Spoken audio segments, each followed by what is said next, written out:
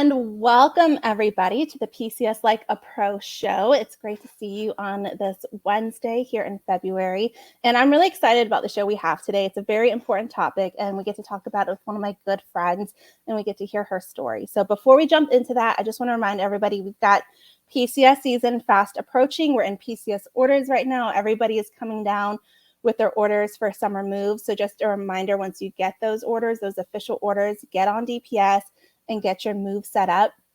Even if you're planning to move yourselves, you still need to get your move set up on DPS as a PPM if you want to be paid for that. It's a very important piece of the step that you make sure, regardless of how you move, you have it set up on DPS. So just your little reminder, because I know everyone's coming down with orders and we are patiently awaiting ours. Hopefully within the next couple of weeks, we'll have it official for us and then you'll all know where we're moving to and get to see that journey as well.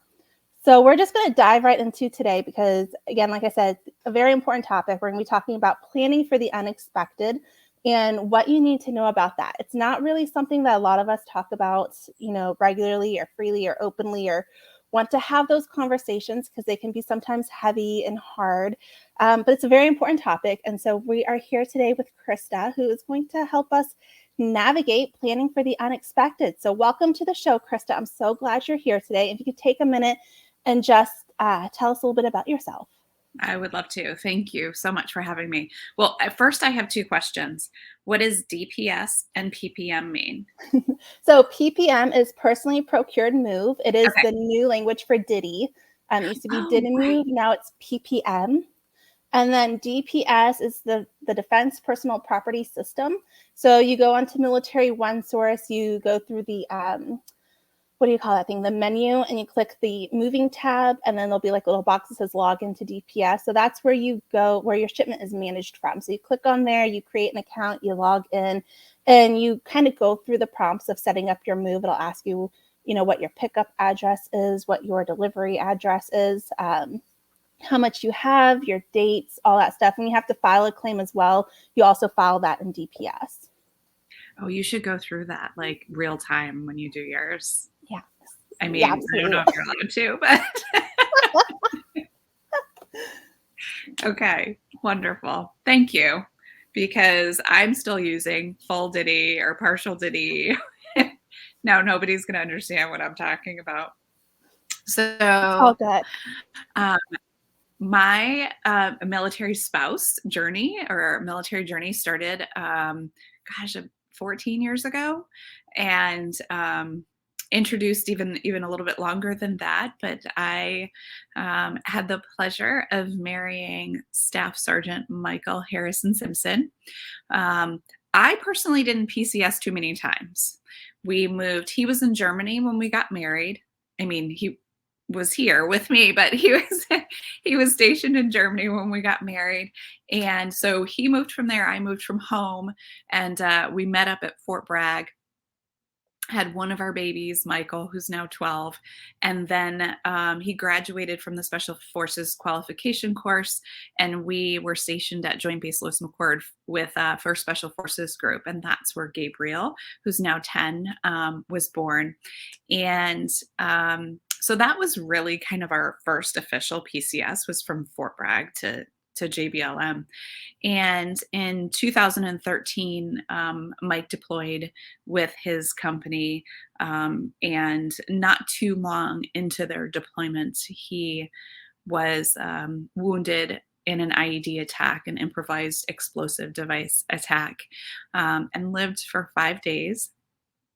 We got to be with him in Germany, and which is such a gift. I mean, I don't think we fully recognize what our military community and what our actual military, the Department of Defense, will do for us to make sure that we are able to be with our loved ones and to if closure is what you're receiving at that time, or whatever it is, we don't really realize what goes into that and how invested they are to take care of our military families.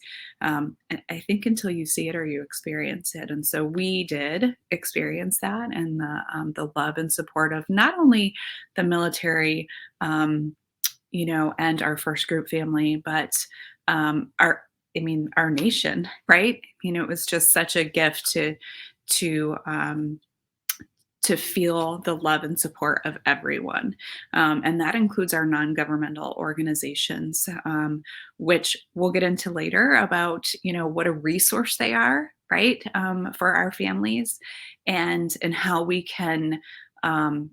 I talk about kind of building your resource toolbox and how important that is. And so when we talk about planning for the unexpected, when Mike passed away, I opened the binder that had our wills and powers of attorney and all of these things that we did before he deployed, and what's called a DD 93, which we'll talk about too. And but realizing that I didn't actually sit down with him and have these conversations. The DD 93, he made me 1 year younger, which is okay. I'm not mad at him about that. But, just goes to show you that he didn't bring this paperwork home, not because he didn't care, but because it just wasn't presented to him that way. I'm going to assume. And it's just not something that our service members necessarily do. It's not a comfortable topic like you talked about, and when I think about, my husband Gus, now I remarried in 2017, back into the military. Somebody said to me, and I've said this before, somebody said openly, "You didn't learn your lesson the first time."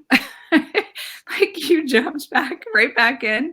And I said, no, I actually did, because our military community is just so incredible that I couldn't imagine living any other life. And so when Gus and I got married, he deployed about a month later. And so we got married, we planned our funerals, and then he deployed. And so we were all like, on paper, we had those conversations down to the hymns in our service. And then we'll revisit that, especially because he just retired after 22 years. Yeah, retirement is where we all strive to be at some point. But going back to like those forms that you talk about, and we're going to mention them again here in a couple other groups, but I can tell you that, when I was in and we were going through deploying, it's not something that you bring home. You basically are single file in a line going through your pre-deployment stuff, and there's your personnel clerk right there with your form. They pull it out and they just say, is this accurate? And you say yes or no. And if it's accurate with the information, you sign it. If it's not, you take it and you go to the next guy that's at a computer. They retype it, they reprint it, you review it, and you sign it again. That assembly line, right? It basically is. That way they have everything right there and forms aren't getting lost, and they can ensure that they have 100% accountability of all of those. And so that's why, having these conversations is so important. So having been through this unthinkable event with Mike, what are some of the lessons that you learned along the way in having to make all of these arrangements and handle all of the paperwork of it? I think the main thing, and I said this a few minutes ago, in terms of we didn't actually have these conversations. So the one thing that I talk about is, he wanted to be buried in Arlington National Cemetery, and he wrote that on the forms. And for first group and for other SOF units, but not necessarily, I think, the military as a whole, there's something that we use, which is called a pause packet, a personal affairs worksheet, which identifies who you want as your pallbearers, where you want to be buried, if there's any scripture, if you're religious, if there's any scripture that you want to be in there, and all these different questions. And so he filled that out. And so, I share how I could guess why he wanted to be buried in Arlington National Cemetery, right? I mean, we all could probably come to our own conclusion on that. But we never actually had that conversation. So I never heard it from his mouth, in his words, and in his heart. So to me, I recognize now how important that is.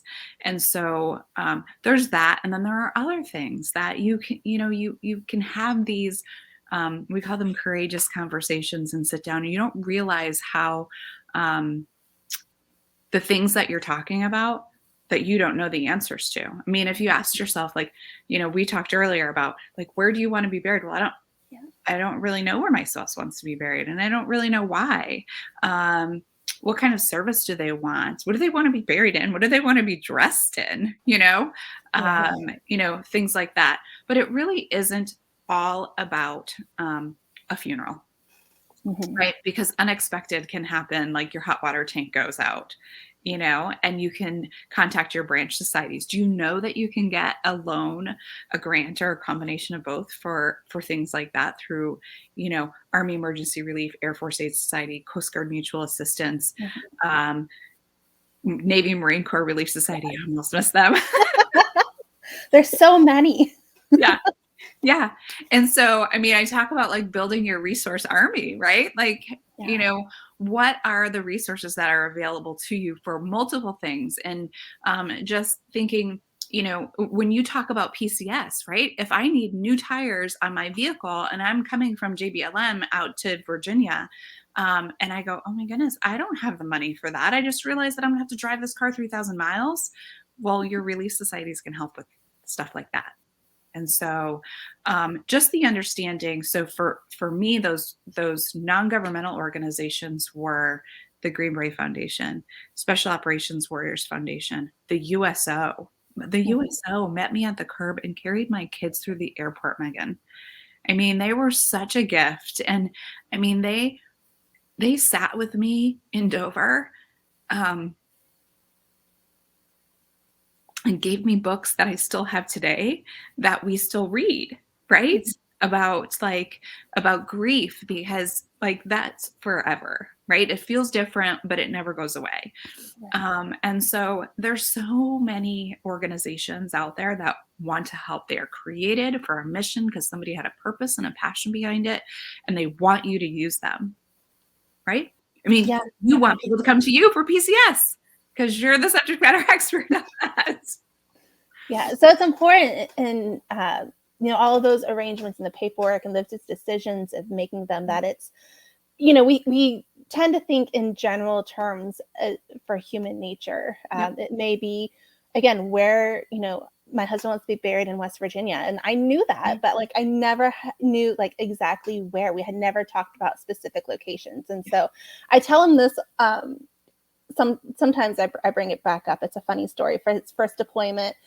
The movie Pearl Harbor had recently came out, and I had loved how the one person was buried on the farm under the tree, and he was like right there, and they could go see him anytime. So I told him my plan was I was going to take the money and do whatever I needed to quickly to buy a big plot of land on the edge of town, and I was going to build this big house I was going to live in until I died, and I was going to stay there, and he was going to be buried under a tree, like out at the back of the property line, because that's I loved seeing it in the movie Pearl Harbor, and I was like, that sounds Yep. like a great plan. Let's do that. And I tell him this, and he's just like, you were planning my death? I was like, I was pregnant. You were deployed for 15 months. Like, this is what, my worst case This is scenario just what we was. do. I was like, I knew you wanted to be buried in West Virginia, but I didn't know where. And this was my plan to get you buried in West Virginia. Yeah. Turns out, legally wise, it's a lot more complicated than that to have a person buried on your Good to personal know. property. Good to know. Discovered it later. Um, but And what if he said, no way do I want to be buried under a tree? At least now you had that conversation and you know. Yeah, absolutely. So, I mean, these conversations, I mean, it's more than just knowing where, but it's all those other details you have to Yeah. think of too, because you don't want to be standing there and, having that funeral director asking you these multiple questions, and you just being like, I don't Yeah. know. I don't know what he would want. I don't know 'Cause what to pull out then of the you can't closet. ask anymore. Yeah. That's the thing. Ask all the questions in life that you possibly could ever have, because in death, you won't get those answers, Yeah, right? absolutely. You And know? and I And think part of that too is also that the financial planning aspect of it too. I mean, huge. like, do you have the login information for all Yep. of the different accounts and bills? Do you Yep. know where all of the accounts are? Do you know which company is your electric company out of the 7 that service your area? Uh, Mhm. So so we use Keeper Security, which is like a cloud-based program, Mhm. and and we just have different folders. So we have folders for like our nonprofit organization, for our for-profit organization. For our family, we have a folder for travel. So like all of our, travel identifier numbers are in there for everyone.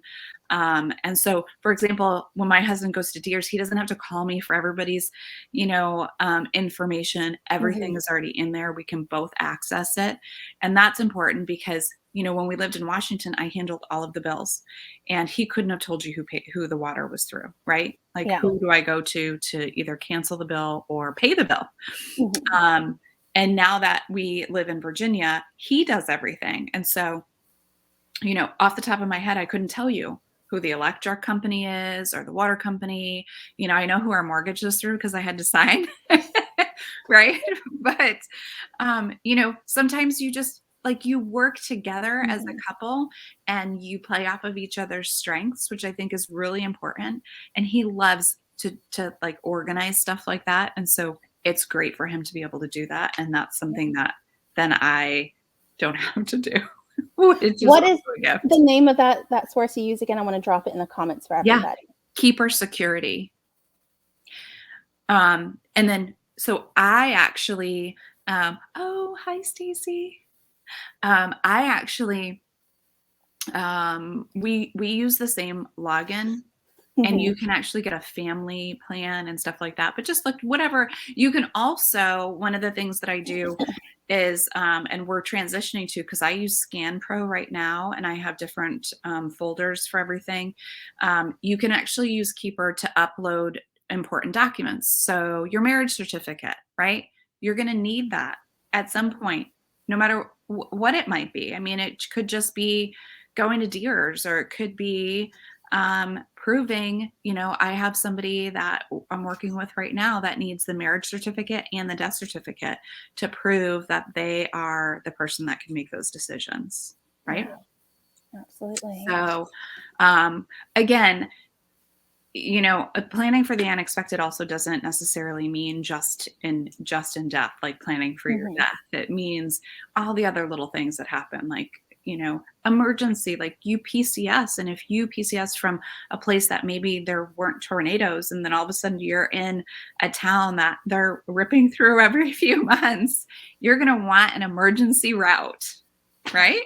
Yeah, no, absolutely. So we'll just skip to this question, Oh, since no, you're good. You're good. Since we're talking about it, because a lot of times when we think of planning for the unexpected, it's usually when a deployment is looming in the near future. And, but unexpected can be unexpected timing as well, and all these other little things in life. As you mentioned, it's tires on your PCS or tornado, where you move. So, I mean, it's all the unexpected things when we talk about planning for the yep, unexpected, not just death. yeah, It's a life that's unexpected. yep. Yeah. So now you work to educate families on how to prepare for the unexpected with your company called Mhm. Brave Group, Yep. because it is more than just the SGLI being updated and the DD93 being updated. Which, if you don't know, the Mhm. DD93 is your emergency contact who needs to be notified in Mhm. emergency. What other forms And we can of actually put that in the chat for those of you who don't know what that is. We'll do it afterwards. I can send it to you. You can Mhm. actually find it. You can Google it, and the Yeah, PDF will come up. yeah. But like, what other forms should families have in place or consider in this process? So you're going to want to, I mean, when you think of estate planning, right? Mhm. One of the things that I talk about is, if you dropped your kids off at school in the morning, would you just leave them there without an emergency contact and just never pick them up again? Right? We wouldn't normally do that. Well, if I say pray for the best, plan for the worst. And so, for example, when you're doing estate planning, you want wills, powers of attorney. There are some things that you're going to need special powers of attorney Mhm. for. Your relief societies, you'll need special powers of attorney for if you are the spouse of a service member, because it will come, if there's a loan, it'll come out of their LES. It'll come out of their paycheck if Mhm. if you get that. And then also, special powers of attorney if you need to do, a remortgage, or you're purchasing a house or a car, or to get a new ID, right? You lose your ID and they're deployed or they're on, TDY. And then, like we talked about, the usernames and passwords, medical proxy, and then, as I said, guardianship for your kids. And so the worst case scenario is you and your spouse aren't able to care for your children like at the same time. And so who will take care of your children? And I mean, as military families, we joke, right? When we PCS, you knock on the neighbor's door. Hi, can you be my emergency contact? Right? But that's all important to kind of put in place. And you can go to your JAG.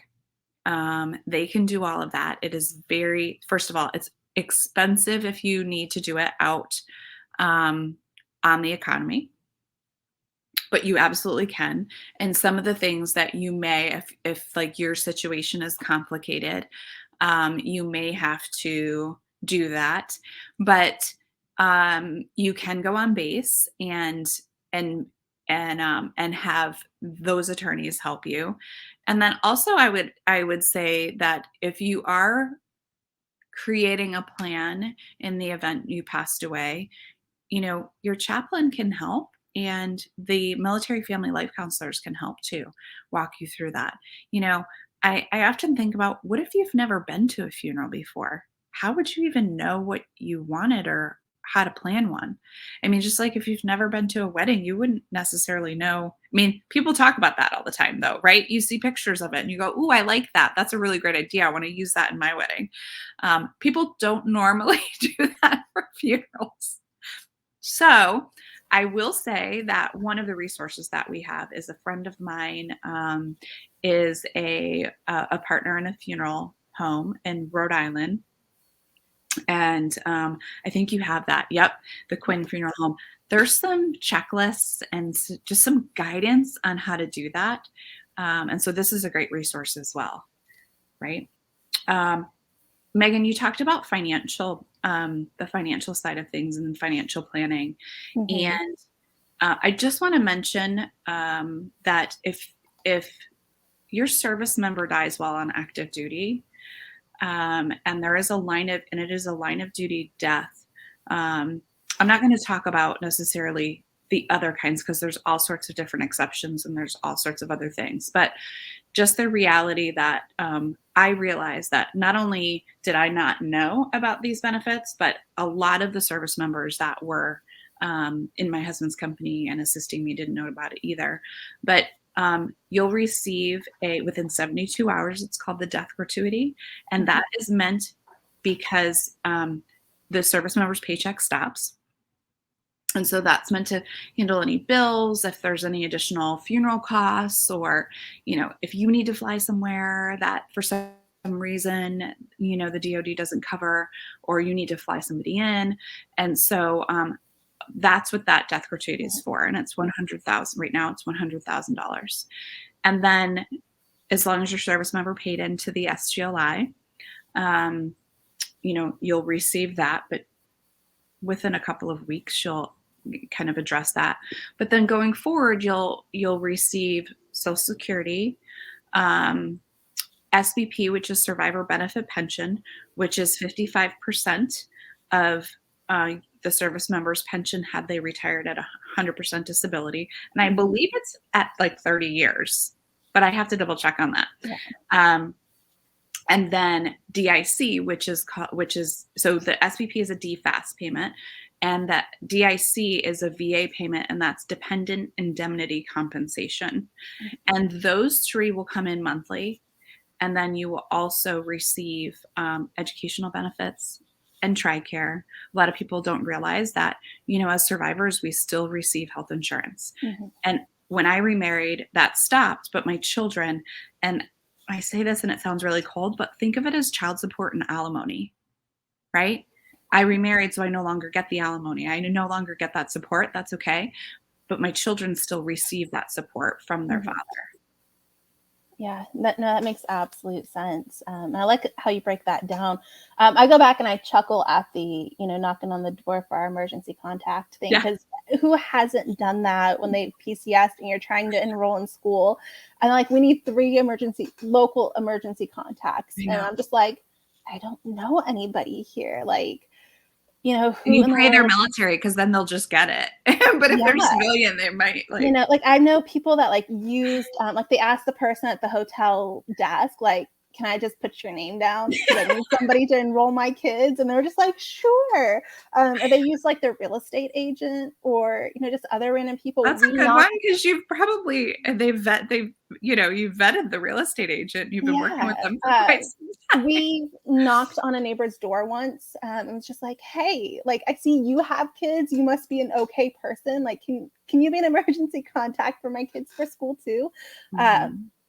Just how, like, who hasn't done that? But planning for the unexpected, we have to think that long term, Yep. and like, do those people close to us, if something were to happen that, both mom and dad are in a car accident or Mhm. something, and the emergency contact person picks up your kids from school, do they know who to contact? After that, do they know how to get a hold of grandparents, or Yeah. what happens next? Because at 8 o'clock, like, my kids need to go to bed. Like, do I need to plan to keep your kids overnight, or is there somebody Mhm. that's going to be able to get here? And so it's all that long term thinking of the second and third order effects of when Mhm. you're planning for that unexpected moment. Mhm.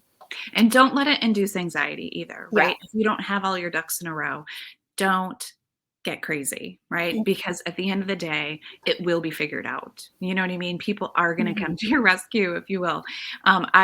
I spoke to a spouse once, and she said that she actually puts a backpack that hangs by the door that has all the information that is needed, so that if somebody needed to come into the house, that it was right there. You Mhm. know, where the kids went to school, their insurance cards, all the information that they needed to make sure that they cared for the kids and what needed to be done in the household as well. And then contact information, family, Yeah. contact information as well.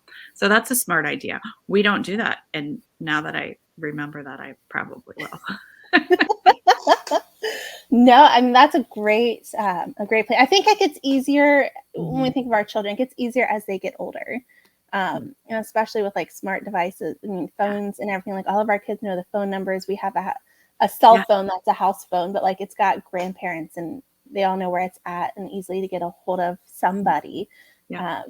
Um, so I think it gets a little easier as they get older, and then like with technology, it kind of helps bridge that gap too. Mhm. Um, But so even one of the things that I never even thought about doing, but the school actually initiated it, was having my kids memorize my phone number and Mhm. address. And that's hard if you're PCSing often, right? We've got people that move every year, every 3 years, and but to keep that in like the rotation, if you will, of things to continue, Mhm. right? The phone number is not going to change if you've got a cell phone that is what you're using for your main, point of contact. But that address is going to change. So if your kids need to tell somebody, okay, here's my, you're picking me up and here's my address, or a Mhm. teacher or a principal or something like that, to you know what I mean, to bring them home. So Yeah. We always start with knowing, all of our kids know our phone numbers, but we always start with knowing the street we live on. Because if they can get to the street we live on, they can be able to point out they can see the which house. house, Yeah. like, that's our basketball hoop. That's my mom's little front porch garden flag. Yeah. So we'll always start like, do you Yeah. remember what street we live on? And here where we're currently stationed at, so we're a border town. Our town borders 2 states. And so we always have to make sure, like, you live in the city, but you live on the Texas side. Not the Mhm. Arkansas side, you're on the Texas side. So when they Yeah. ask, like, you're on the Texas side. Yeah. But we always start with street, and then like, as they remember the street, then they start remembering the house number. But Yeah. yeah, definitely some good things for kids to know with that. And also, planning for the unexpected, right? You PCS and you think that you're going to get a job at Mm-hmm. such and such. Maybe you're a nurse or maybe you're a teacher, right? And in your mind, you're like, well, I know where I'm going. I know the profession I'm in. And so I'm just going to apply when I get there. And then of course, understanding the recertification and relicensing process and how the military helps with that, and your relief societies can help with that. And, MSAC, Military Child Education Coalition, can help navigate as you switch schools for the kids. Hiring Our Heroes, if you need access, to any of that. And of course, Military One Source, right? I mean, is always a go-to for any military family, to jump in there and search. But understanding and be mindful of that, you're not going to remember something, or it's going to be so much harder to find something if you're in crisis. Yes. No matter how smart you are, no matter how connected you are, no matter how many resources that are out there, if you don't educate yourself on those before you're in crisis, there's a greater chance that you're not going to be able to access those when you are in crisis. Yeah, no, absolutely. Some good points there. So is there anything that we haven't already mentioned that families should take into consideration or talk about when they're going through this process of planning for the unexpected? That you can't plan for everything. We talked about that, right? We try our best and we do our best to, but it just does. Even with the best planners, like there'll be something that happens that we're just like, I didn't think of that. Like, thank you, life, for happening. I learn something new every day. I do. So I use, and I know that Liz Cook, I use List and File as a life binder, right? And then you have a PCS binder as well, right? Yes. And so those are really, I think, essential to collect everything that you need in one place, right? So think of a situation, or maybe two situations. One, you have to evacuate, right? There's flooding, or there's a hurricane, or there's, whatever that is, and you have to evacuate. Do you need to go to 6 different places to get all the things that you need that are your important documents that you can't, that you're going to have to, not to say that you can't have them recreated, but or you can't live without them, but what would make your life easier if you grabbed that backpack by the door, right? And we're able to just have those, and then everything else, right? Like the pictures, the books, and all of that, you can replace. What can't you replace? And put those in one place, put those in one spot. Or if somebody had to come into your house and care for your family, what are those items that they would need? Yeah, no, absolutely. All of our stuff is in our fire safe box. And it makes it easy because those are the items that will also PCS with us, in our vehicles with us on our person, just because, it feels safer when it's with us and we have that control of it, other than being on a moving truck somewhere. But yeah, I mean, the best of us try to plan for everything and every contingency. And we always make the joke that you should have your plans A to Z, and hopefully you don't have to get to C, but something always happens, or it's just like, that wasn't in my plan. Like that wasn't a part of this. So as we close out, because you guys are a military family as well, I want to ask you two things. So the first one is, what was your favorite and your least favorite duty stations, and why were they your favorite or your least favorite? So I think Fort Bragg was my least favorite, but not because it's not an amazing installation. The reason why it was my least favorite was because I wasn't intentional about connecting with people there. I mean, I remember, so Mike was in the Q course, and I thought, we're only gonna be here for 2 years, and it's so much work to create relationships with people. And I actually had there were 2 neighbors of mine that I was blessed to be able to just connect with and talk to. There was another mom that we used to, walk our kids around the block. But that was the extent of my community, if you will. And so I think that's why it was my least favorite, because I didn't really tap into the gift of community there. And which also meant that I didn't learn about any resources. And I didn't really learn about military life until we got to Joint Base Lewis McChord out in Washington. And so I would say that so I've only had 3 duty stations, right? Fort Bragg, JBLM and Fort Belvoir. And Mm-hmm. so JBLM, our first group family is out there, and that's just where the bulk of our journey happened. I mean, Mike's name is on a memorial wall out there, and the community and our family out there is just such a gift. And I'll always go back. I mean, I love it when I talk to people and they're like, when are you coming home? When are you coming home for a visit? I mean, it just feels like home. Yeah. And then I tapped in. I was a part of the SFRG. I attended events. I, just was really tied in. And then, Fort Belvoir has been different because I don't know anybody that my husband works with. But there's the USO on Fort Belvoir, which is awesome. They have this military spouse working space. And of course, I'm right here next to DC. I'm 10 miles from the White House, where all the action is happening right on Capitol Hill. And I get to connect with change makers. Not that there are not change makers in every duty station, but I've just had more access here. And so I guess what I would say is that every duty station is all in what you make of it. Yeah, no, absolutely. Right? I think you hit something really important too, that I hear. It's like a continuous theme. If y'all have watched past episodes as well, is that when I get to this question, because I always ask everybody what's been your favorite and your least favorite, because why Fort Bragg was Krista's least favorite, it might have been somebody else's favorite, but for different reasons, But a common thread that I hear in all of it is the community piece, and having that community, that you don't like an area because you didn't have those people you could lean on. They weren't,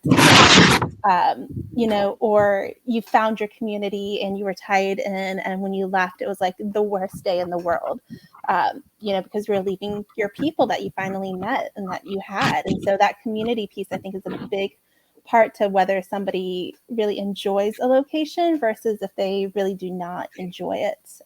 It makes a huge difference there. So the last thing I want to ask you before we end today is, what piece of advice would you want to pass on to others?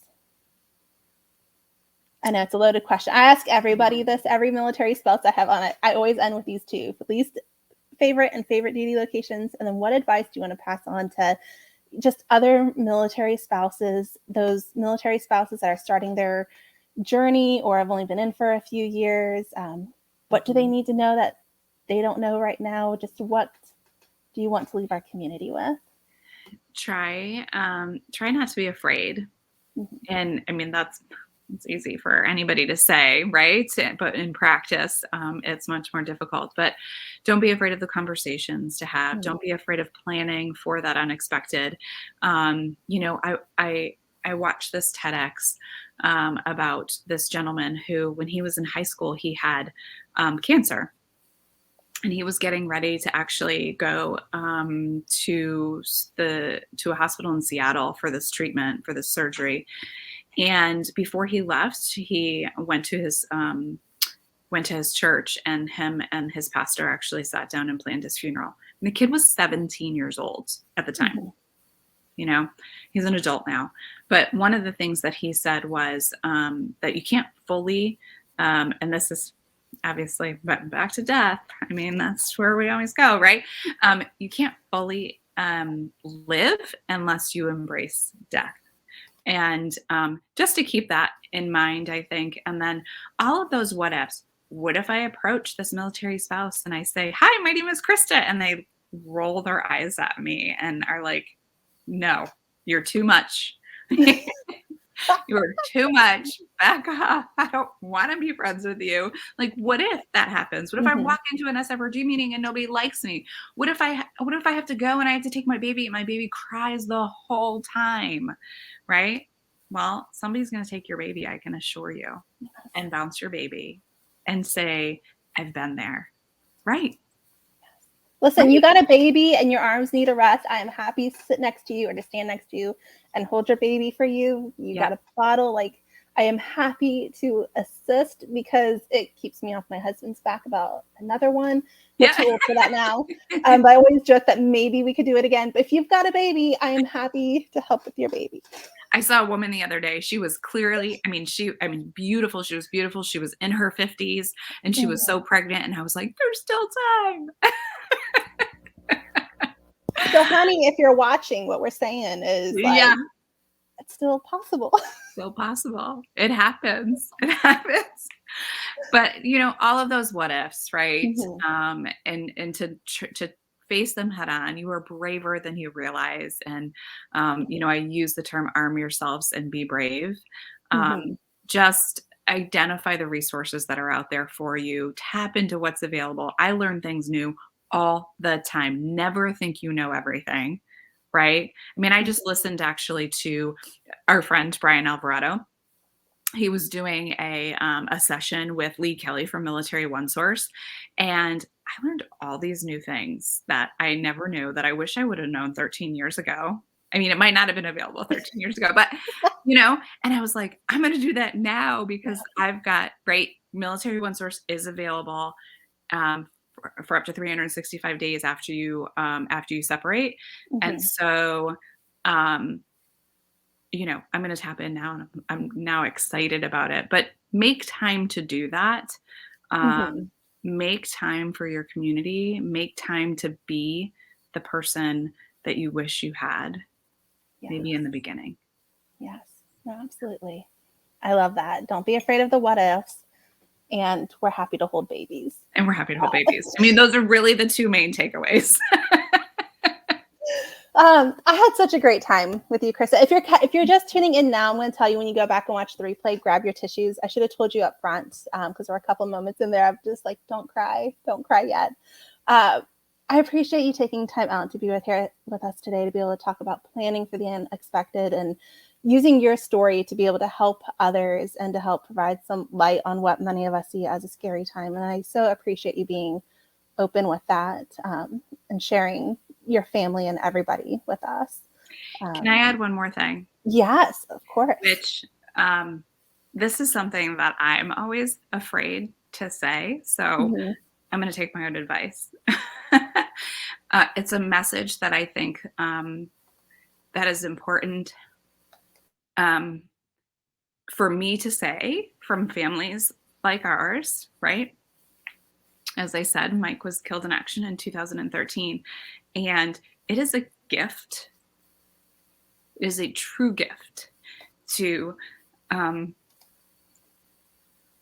know that our person served and sacrificed so greatly, but his sacrifice is not greater than anyone else's. It's just different. And so I think right now, I talked earlier in a meeting about, this pandemic, if you will, or the epidemic of, the struggle with mental health, and survivor's guilt is a big thing. And to understand that not only our service members suffer that, but our spouses suffer that too, right? Like, your husband came home and mine didn't, or mine came home and yours didn't. And I feel terrible about that. And just know that I'm grateful for my whole journey. And I mean, I'd be lying if I said that I wouldn't change anything, of course. But I am truthful when I say that I am absolutely grateful to be able to have the opportunity to share Mike, to share Gus, to share our children, to share our journey, and to know that we're okay. And we want you to be too. Oh, thanks for sharing that. Just looking here at the comments real quick from Marla, our good friend. We love you too, Marla. And Marla's going to be on with us next March. March is next month. Next month in March, Marla will be on with us, talking more about community and her experience as well. But thank you, everybody, for joining us today. Visit with her. Yes, for being on with us today and joining us as we went through this conversation of planning for the unexpected. So we hope that you all enjoy the rest of your Wednesday, enjoy the rest of your week. Join us again next Wednesday. We're going to start talking about real estate and selling our home and what the housing market's going to be like, and all that stuff you need to know if you are PCSing soon and don't know what you're going to do for housing, like us. I mean, we have a direct connection with Caliber, so we have planned for that. Yeah, I mean, we've been looking at our possibilities, and I've been looking at like rentals versus buying there, and we've always rented because we never get stuck someplace long enough to make buying a home seem worth it for us. So we always rent, but now it's looking like, I don't know, we might go through the process of being first-time home buyers, and there's a lot of you think it's exciting, I think it's terrifying. It's a lot of paperwork, but you know what? Michelle will walk you through it. You know that from Caliber. Yes, She'll yes, help you. absolutely. So join us next week. We're going to dive into all of that, find out what you need to know for selling your home.